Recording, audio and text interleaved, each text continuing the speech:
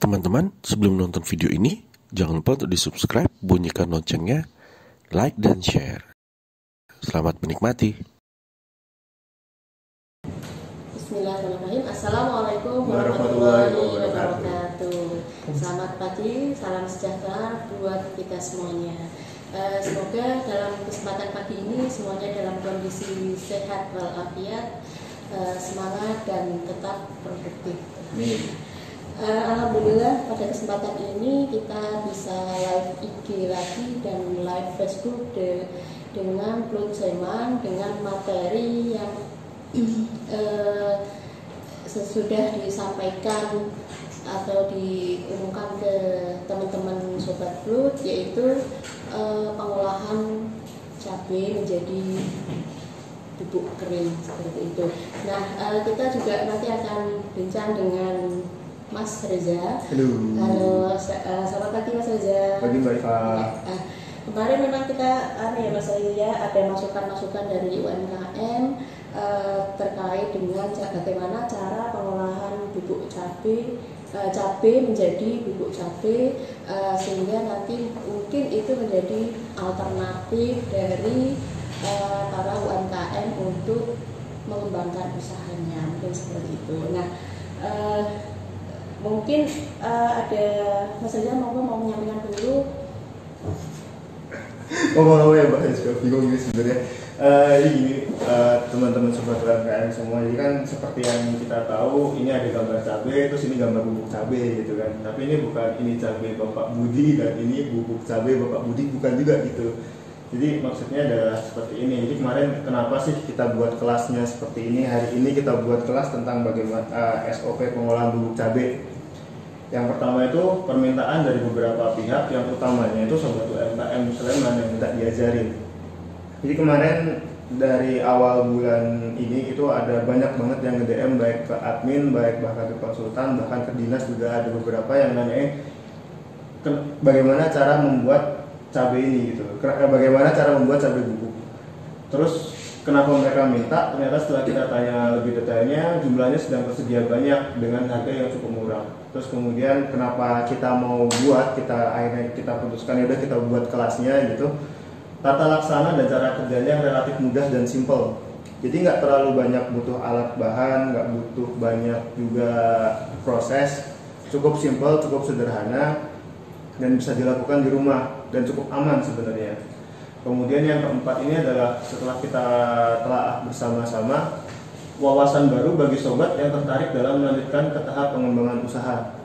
Jadi untuk sebenarnya cabai sendiri ini potensinya banyak, permintaannya relatif cukup tinggi dari setiap saat dan relatif kontinu. Jadi berdasarkan data dari Dinas Pertanian itu saya dapat datanya hampir 1 tahun itu setiap orang itu mengkonsumsi hampir 4,6 kg cabai per hari per tahun. Nah, jadi kalau misalnya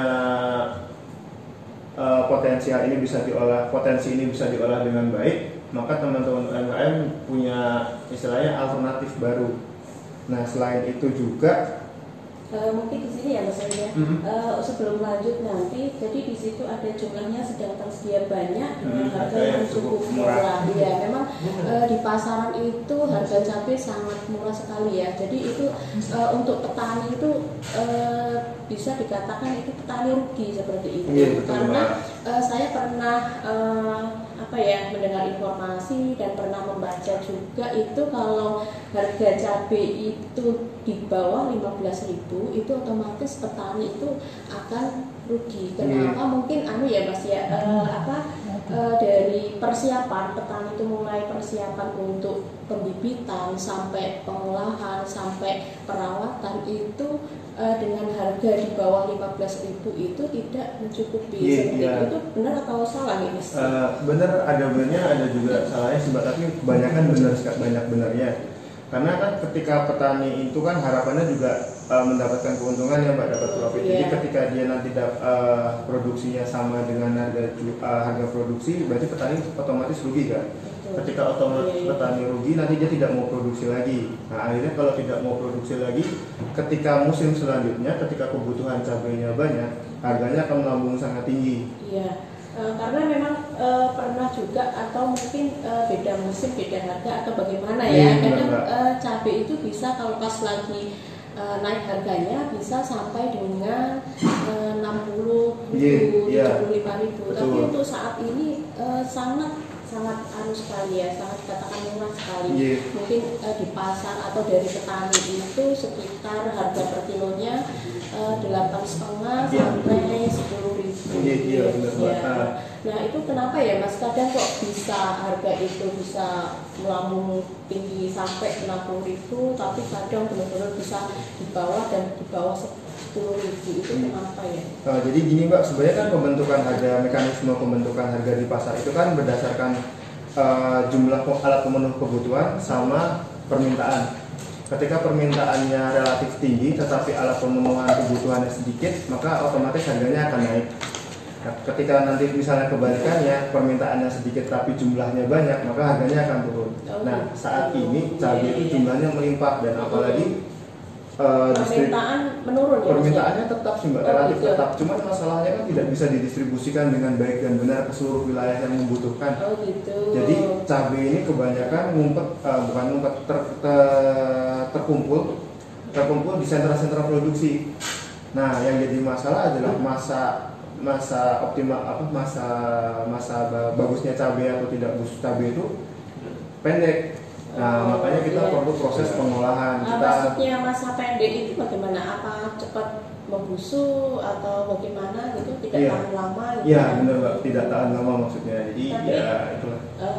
Ada pengaruh nggak dengan kita kan baru pandemi COVID ini terkait dengan permintaan jumlah cabai yang tadinya bisa dikirim ke luar kota, bahkan mungkin bisa diekspor itu sekarang kan ada pembatasan. Nah itu mungkin pengaruh terhadap harga cabai ini enggak karena faktor tadi itu? Bisa jadi sih Mbak, banyak faktor kan yang mempengaruhi harganya. Selain itu juga nanti kalau misalnya kita bisa lakukan pengolahan, masa berlaku atau masa kadaluarsanya jadi lebih panjang. Nah, otomatis kita bisa melakukan manajemen distribusi. Jadi kita bisa simpen cabai. Nanti ketika misalnya waktu masa-masa yang dibutuhkan kita bisa mengeluarkan cabai tersebut. Kalau disimpan itu berarti kondisi harus bagaimana Mas? Bisa disimpan atau di kulkas ataukah mungkin dikeringkan? Kalau dalam jumlah sedikit mungkin bisa ya. Tapi kalau dalam jumlah banyak sampai ton, mungkin beberapa puluh ton gitu bagaimana? Nah itu nanti di mekanismenya mungkin teman-teman Bulog yang lebih paham. Cuman kan karena kita sekarang bekerja di ranahnya UMKM, kita mengerjakan ini UMKM dan ada kesempatan UMKM untuk melakukan produksi dan melakukan pengolahan pasca panen. Jadi kita ajarin yang misalnya simple, karena nanti juga ada industri-industri besar yang ngambil cabai seperti ada buah cabai, ada cabai bubuk. Terus kemudian ada juga saus cabai segala macam. Nah ini seperti ini nanti nih Mbak. Jadi pendahuluannya itu tadi yang seperti saya bilang, konsumsi rata-rata ada 4,6 kg cabai per kapita per tahun. Jumlahnya berlimpah, cabai digunakan hampir di seluruh rumah tangga di Indonesia. Cuman dia punya kekurangan, harganya fluktuatif kan tadi berdasarkan permintaan ini segala macam. Terus yang kedua merupakan tanaman yang masih tergolong musiman. Jadi ketika nanti musim panen cabai banyak, harganya akan turun. Tapi ketika nanti cabai sulit, harganya akan naik.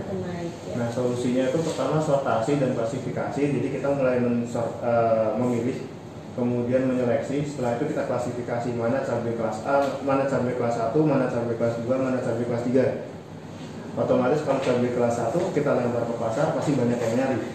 Karena kualitas dan mutunya jaminan. Terus kemudian cabai kelas 2 masih oke, ada yang nyari, cuman yang nanti cabai kelas 3 ini ketika tidak dilakukan pengolahan pasca panen atau manajemen dan segala macamnya, dikhawatirkan cuma jadi limbah hasil pertanian. Nah jadi nanti solusinya ada sortasi klasifikasi, terus kemudian ada pengolahan pasca panen dan manajemen distribusi Mbak. Oke, yang maksudnya sortasi dan klasifikasi itu tadi ya kelas-kelas itu ya Mas? Iya Mbak. Ada kelas 1, kelas 2, dan kelas 3. Nah itu peruntukannya biasanya kalau kelas 1 kan dengan mutu atau mungkin tampilan yang bagus ya. Untuk yang kelas 3 ini itu yang kategorinya yang seperti apa? Memang sudah tidak layak untuk dipasarkan atau mungkin memang itu sebenarnya akhir gitu, barang-barang cabai yang sudah tidak layak gitu. Kalau dari beberapa sumber yang saya baca, sebenarnya untuk sortasi dan klasifikasi ini lebih cenderung ke bentuk cabainya, Mbak. Oh gitu. Jadi beberapa bentuk juga menjadi kriteria gitu. Betul, Mbak. Nanti kan keseragaman berat dan segala macamnya ya. Nanti ketika orang mau beli, misalnya 1 kilo standarnya mungkin berapa buah atau segala macam, atau misalnya bentuknya seperti apa, utuh atau tidak utuhnya. Tapi sebenarnya mungkin kalau kualitasnya ya cabai ya pedas gitu. Iya, apalagi cabai rawit. Cabai-cabian. Itu lebih pedas lagi, Mbak. Apalagi kalau omongan sebelah gitu kan. Panjang berarti. Nah, itu makanya ada sortasi dan klasifikasi. Jadinya nanti ketika misalnya cabai kelas 1 itu bisa dilempar ke pasar, bisa diekspor segala macam, kita bisa langsung mendapatkan hasil. Cuman kan kasihan tuh nanti kalau cabai kelas 3 misalnya tidak begitu laku. Nah, itu makanya bisa kita lakukan pengolahan pasca panen dan manajemen distribusi. Jadi untuk yang kelas 3, kategori kelas 3 itu tetap bisa untuk diolah dan dimaksimalkan. Maksudnya bisa untuk menambah nilai lagi. Benar, bisa ya? Bisa. Jadi sebenarnya untuk pengolahan pasca panen dan manajemen distribusi ini bisa diberlakukan untuk kelas 1, kelas 2 dan kelas 3-nya cabai, Mbak. Jadi semua kelasnya bisa kita lakukan pengolahan pasca panen dan manajemen distribusinya. Jadi otomatis harganya juga nanti bisa meningkat, terus kemudian juga daya simpannya lebih lama, kemudian manajemen distribusinya bisa kita kira-kira misalnya setelah kita lakukan pengolahan pasca panen kita dapat 3 ton. Nah, bulan pertama kita keluarin 1 ton, bulan kedua kita keluarin 1 ton lagi. Jadi dalam 3 bulan itu kita ngeluarin masing-masing 1 ton. Nah, selama pengirim distribusian itu kita masih punya kesempatan untuk nanam lagi. Dalam masa menunggu tadi dikeluarkan 1 ton, 2 ton, itu berarti cabai itu dalam kondisi kering gitu atau bagaimana? Nah, nanti ada beberapa, Mbak. Tapi untuk hari ini kita terutama kering ya. Jadi bisa disimpan dalam bentuk kering, terus kemudian bisa juga disimpan dalam bentuk pasta. Tapi nanti hari ini kita akan ngomongin tentang yang keringnya aja. Itu jauh lebih aman dan lebih simpel. Dan mungkin tadi disampaikan Mas Reza, kenapa ini kita mencoba untuk langsung berpraktek karena memang bahannya juga mudah didapatkan dan cara pengelolaannya pun juga sangat simpel sekali begitu ya Mas? Iya, Mbak, benar sekali. Jadi memang simpel, mudah, dan nggak banyak nggak banyak tambahan yang diperlukan sih. Berarti kita nanti ada waktu untuk praktek ya Mas ya? Ada, Mbak. Nah, kira-kira butuh waktu berapa menit gitu ya? Kalau waktunya nggak akan lama sebenarnya. Nggak ada lama ya, karena semuanya sudah kita siapkan. Ya.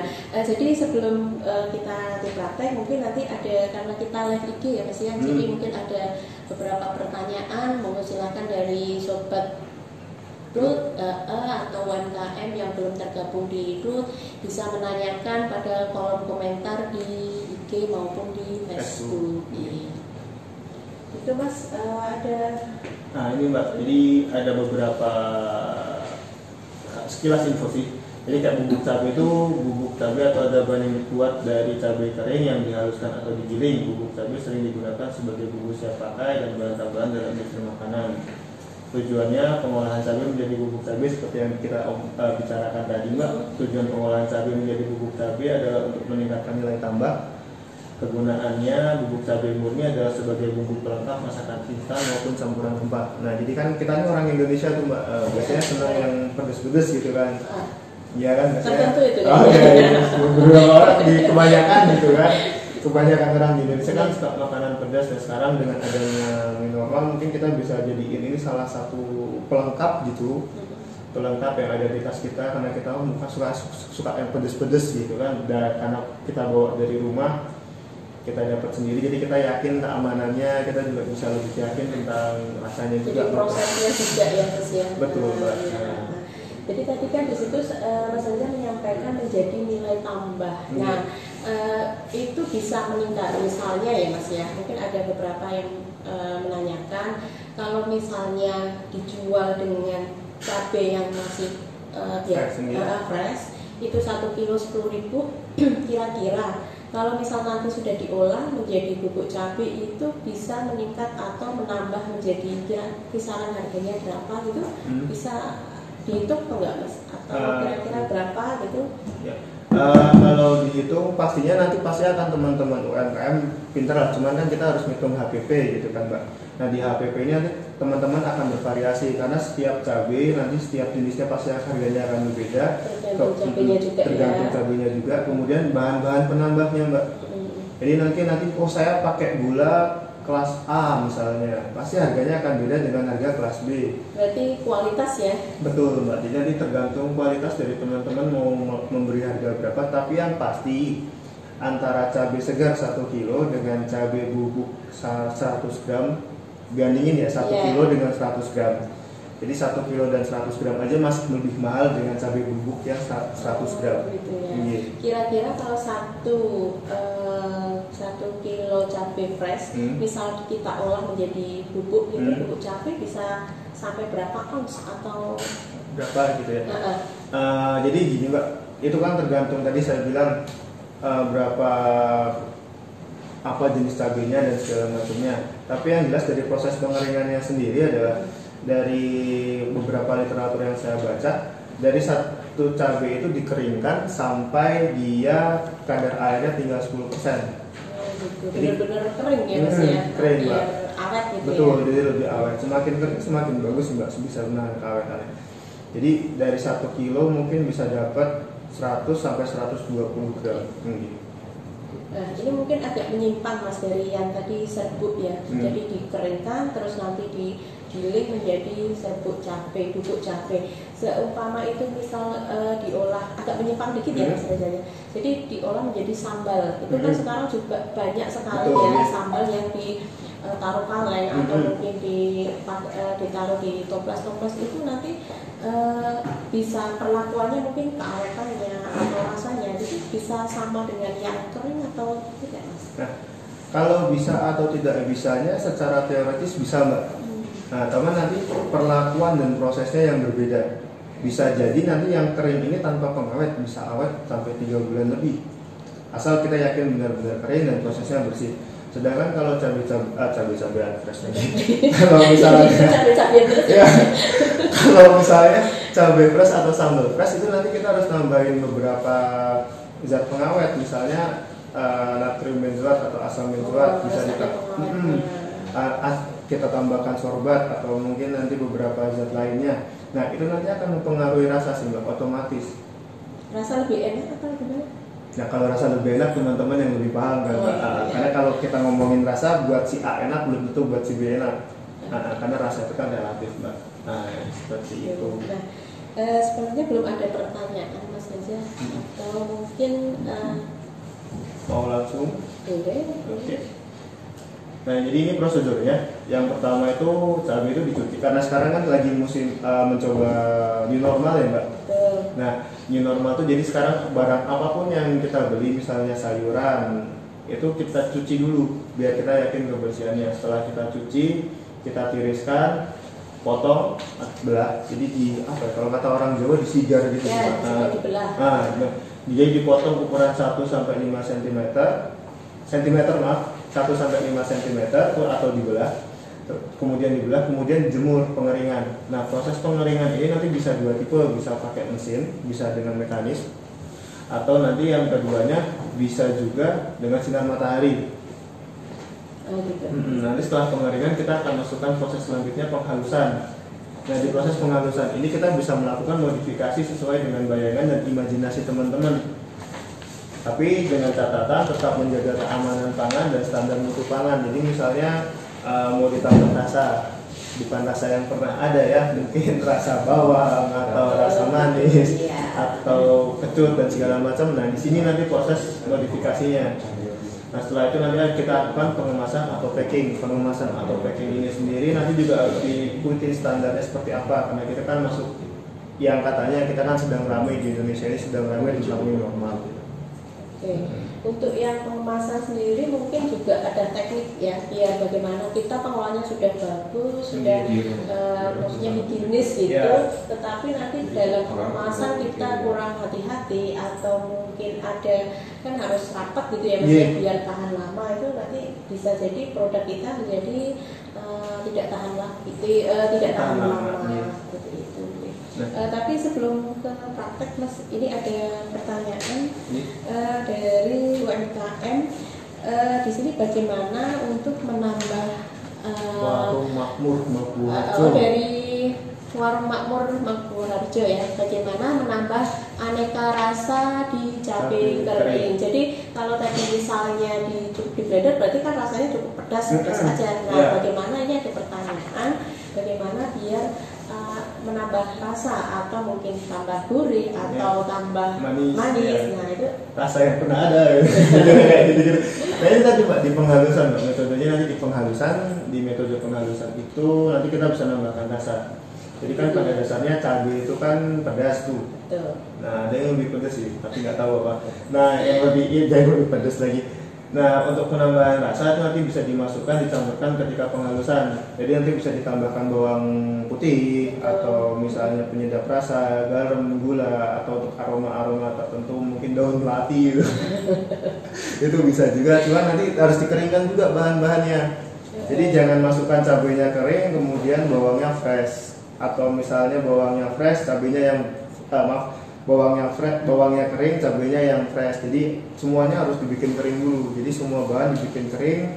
Setelah dibikin kering nanti dicampurkan ketika proses penghalusan juga. Berarti nanti campur gitu ya Mas? Iya, Mbak, betul.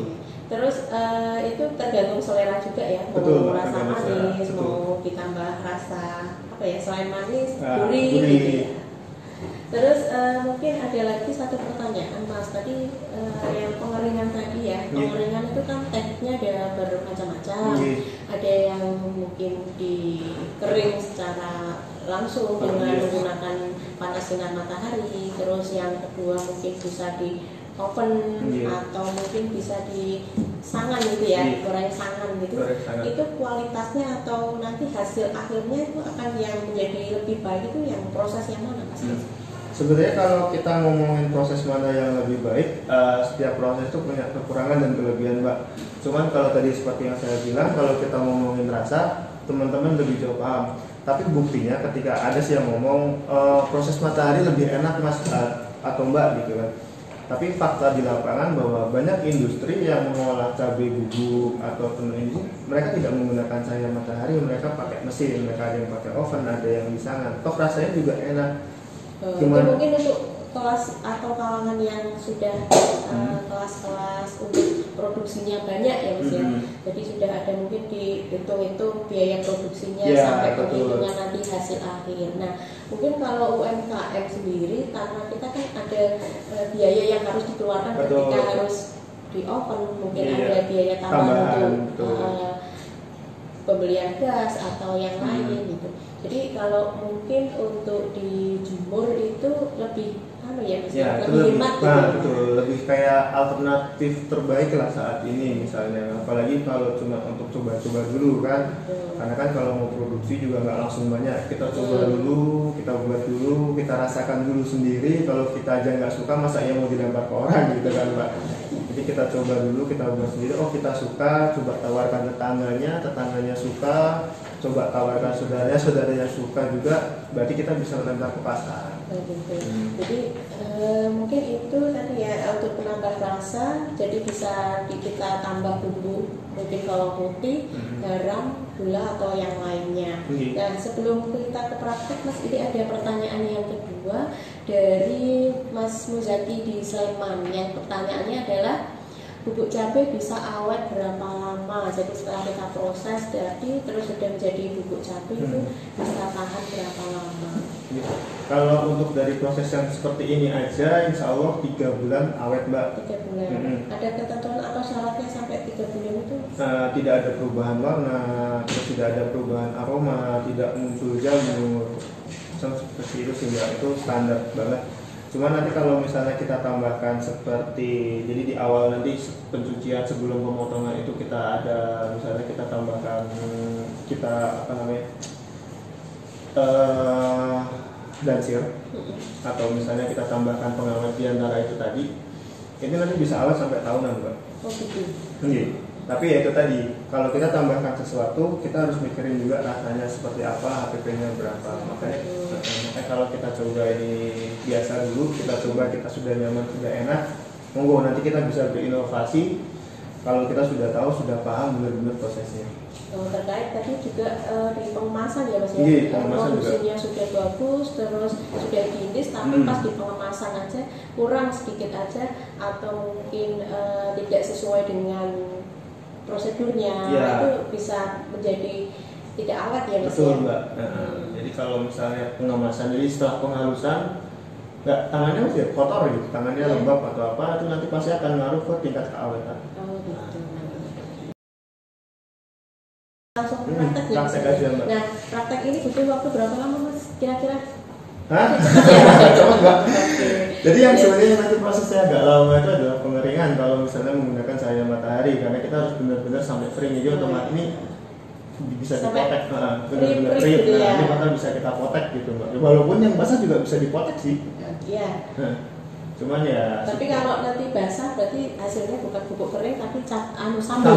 Ya betul Mbak. Nah ini pokoknya gimana tahunya kering, kalau kita ngeremes itu tetap kering Mbak. Kita rapet Mas pakai sarung Sarung tangan tangan, dulu biar iya. jenis. Mbak, jadi kan kita juga kemarin ngomongin tentang new normal tuh Mbak. Jadi sebelum kita praktek itu kita wajib ngelakuin beberapa hal. Yang pertama wajib cuci tangan. Jadi prosedur ini terlepas dari prosedur utama ini, tadi kita udah cuci tangan sebelumnya, jadi kita udah dari tadi udah pakai, makanya kita udah praktek. Yang pertama wajib cuci tangan. Itu buat menjaga supaya tidak ada kontaminasi dari tangan kita. Itu yang pertama. Terus yang kedua, saya sama Mbak Iva sudah menyiapkan masker. Pakai masker. Karena seperti yang kemarin kita sampaikan bahwa di video sebelumnya bahwa penyebarannya penyakit ini tuh melalui kontaminasi tangan atau melalui hembusan, melalui droplet. Nah, jadi ini salah satu kewaspadaan kita untuk mengurangi penyebaran. Jadi cuman karena kita hari ini tutorial, jadi kalau kita pakai masker nggak kedengaran, nanti kayak orang kumur-kumur jatuhnya. Tapi karena ini sudah selesai, nanti kita praktekin aja ya.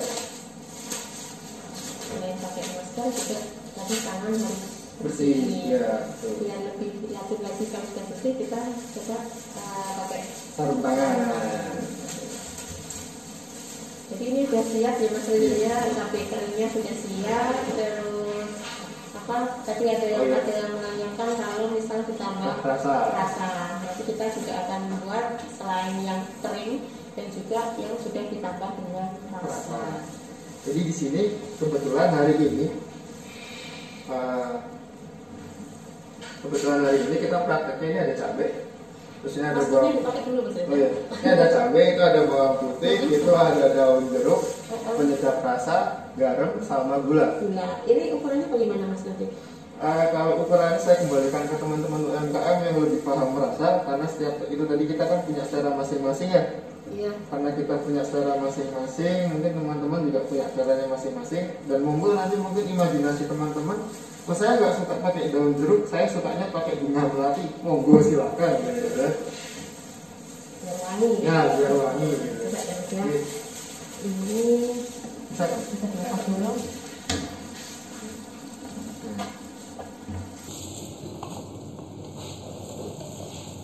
Ini mau langsung yang ada rasa atau coba kita yang bubuk dulu? Bubuk berarti kan kita hanya cabai aja ya. Aja. Ini ada sendok ya. Tapi susah ya. Kita pakai saus tangan. Oh iya, jadi ini kemarin untuk cabai kita ini kita jemur, tapi karena mataharinya nggak bagus, jadi kemarin kita dua kali ya? Jadi 2 kali pengeringan.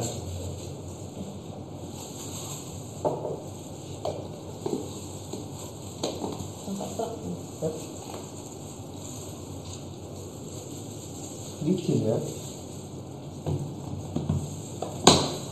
Nah, seperti ini. Ya.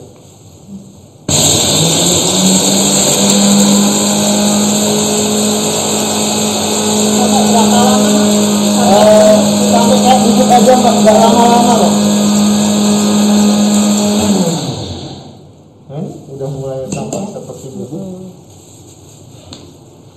Nah, buat teman-teman semua, jadi kalau dalam produksi kita kenal namanya checkpoint. Nah, ini salah satu checkpoint. Jadi setelah ini diproduksi sudah jadi seperti ini, jangan langsung dibuka. Kenapa Mas? Jadi Ngap ya Mbak. Nah, jadi di sini nanti kan ada namanya debu. Nah, karena debu yang halusnya, jadi serbuk halusnya. Nah, serbuk halusnya yang lembut ini karena dia bentuknya kering, ketika dibuka dia akan langsung makbus gitu, apa istilahnya? Akan langsung menyebar kemana-mana. Nah, yang perlu diwaspadai adalah kalau serbuk ini kena mata atau masuk ke hidung, perihnya bukan main, nanti bersin-bersin nggak berhenti-henti. Bagi yang punya alergi itu bisa menyebabkan iritasi bahkan. Kita tunggu dulu sebentar biar benar-benar yakin. Nah, ini ada bubuk yang sudah jadi. Jadi tadi sebelumnya kita juga sudah buat. Kita coba proses dulu, kita trial error dulu sebelum kita melakukan produksi di sini. Nah, ini kayaknya udah turun semua. Oh iya, ini kita nggak di endorse ya, tapi kalau mau endorse boleh loh.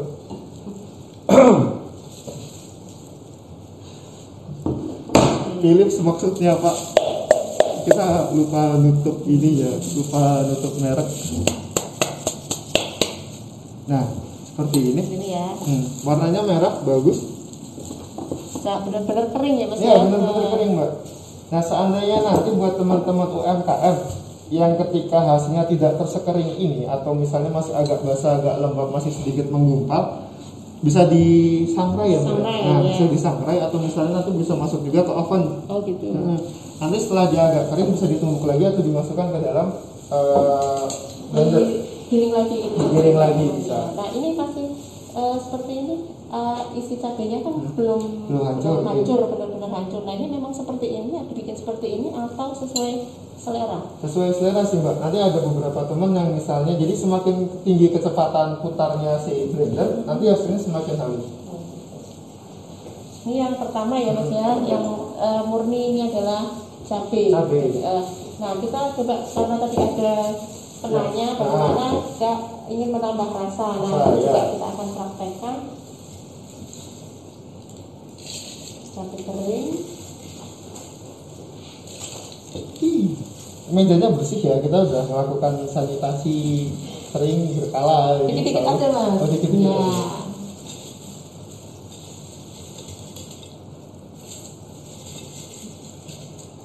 Terus ditambah apa lagi Mas Rizal? Enggak, ditambah bawang putih yang sudah kering, yang sudah kita keringkan. Ini kalau bawang putih itu digoreng ya? Iya, bisa digoreng atau bisa juga dengan sinar matahari Mbak. Cuman ya itu tadi, kalau dengan sinar matahari lama. Dan kalau misalnya kita mau goreng bawang putih, gunakan api kecil dan sebisa mungkin tidak terlalu panas minyaknya. Jadi kita bukan mau membuat matang, tetapi kita mau membuat kering. Ya. Ini setelah bawang putih, terus dia dikasih daun jeruk. Nipis kan? Jeruk turut. Nah, berapa lembar Mas kira-kira? Segitu cukup Mbak. 2 biji ini 4 ya kita masukin cukup. Nah, cukup ya. Cukup. Terus pengen gurih gitu. Nah, pengen gurih bisa garam sama gula. Oke. Garamnya seberapa kira-kira ya? Ya, kira-kira aja Mbak. Itu cukup lah. Terus ini gula pasir. Mungkin nanti bisa diganti juga dengan gula bubuk. Gula halus ya. Gula halus. Terus ini adalah penyedap. Nah, itu penyedap. Lebih sedap. Lebih sedap. Sedikit aja. Yap. Ya. Tanpa micin kurang asik. Wah, ini kayaknya keperluan Mbak. Cabenya yang iya. Bismillah ya. Nah, tadi kan kita pakai kecepatan 1 nih. Oke, kalau kita pakai kecepatan 3 mungkin lebih halus. Kita pakai kecepatan 2 aja. Iya.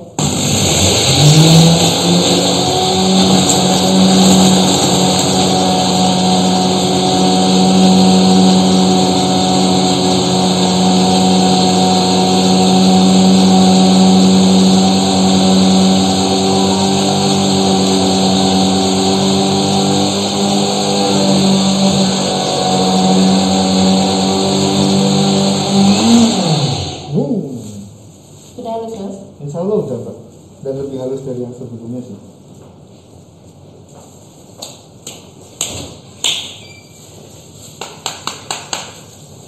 Ya sama seperti tadi juga, set point ini jangan langsung dibuka, kita biarin debunya bubuk halusnya turun dulu, jadi lebih aman.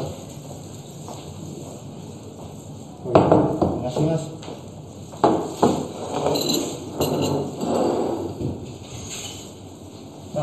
setiap prosedur ini sebaiknya diusahakan ada checkpointnya Mbak, ketika potong, belah, pengeringan dan penghalusan. Jadi biar kita tahu kita bisa jaga mutunya di mana-mana aja. Oh gitu, benar-benar kualitasnya. Betul. Jadi nanti kalau akhirnya mau produksi untuk cabai bubuknya, kita bisa ketika promosi di media sosialnya bisa bagus juga gitu. Oh jaminan mutu loh seperti ini. Enggak udah turun.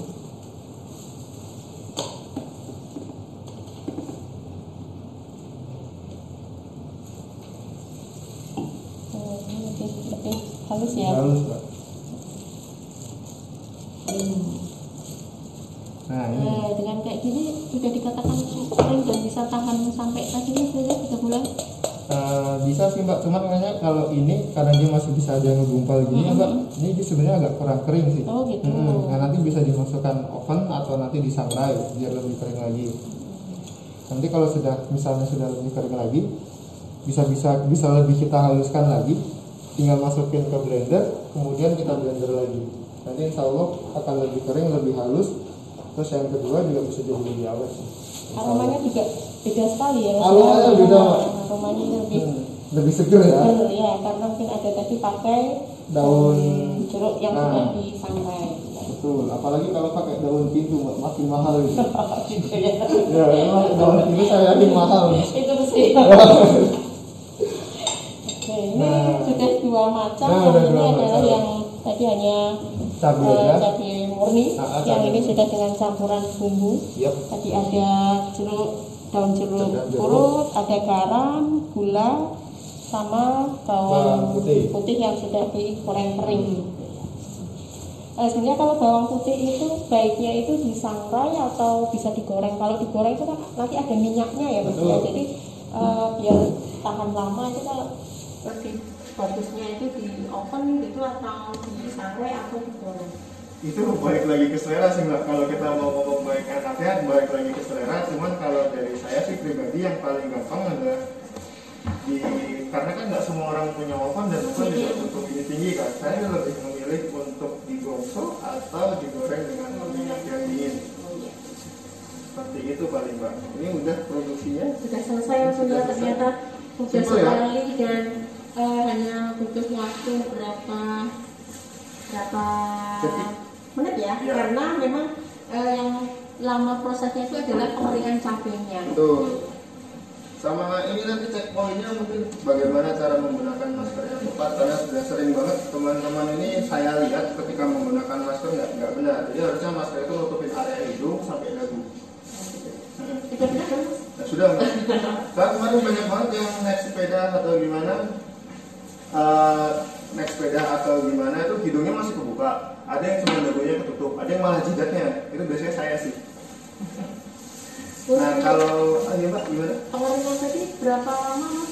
Pengeringan lama itu tergantung dari intensitas cahaya matahari sama jenis cabenya. Karena kan ada cabai yang gendut gitu kan. Cabai gendut otomatis akan lebih lama dikeringannya. Terus kemudian ketika mataharinya redup kayak minggu kemarin kan kita mau buat tapi hujan, gerimis, ya kita nggak bisa. Akhirnya baru bisa kejadian sekarang. Jadi kalau normalnya sih biasanya 2-3 hari kalau matahari ketika dia tidak mendung, terus yang biasanya cabai pagi sampai siang. Betul, terus cabai keriting. Cabai terus cabai keriting. Jadi kalau cabai keriting biasanya 2-3 hari cukup. Bahkan cabai rawit juga 2-3 hari cukup biasanya. Itu aja sih. Ternyata simpel sekali sebenarnya dan waktunya juga. Tapi kalau dihitung mungkin kira-kira 15 menit ya. Semuanya sudah siap, tinggal giling sudah jadi. Terus misal ini nanti ingin ada ini kan menjadi nilai tambah atau alternatif dari UMKM, itu bisa di packaging gitu ya. Bisa. Packagingnya itu nanti sesuai dengan selera juga. Dari mau dikemas berapa gram dengan untuk perhitungan harganya nanti juga disesuaikan dengan produksinya.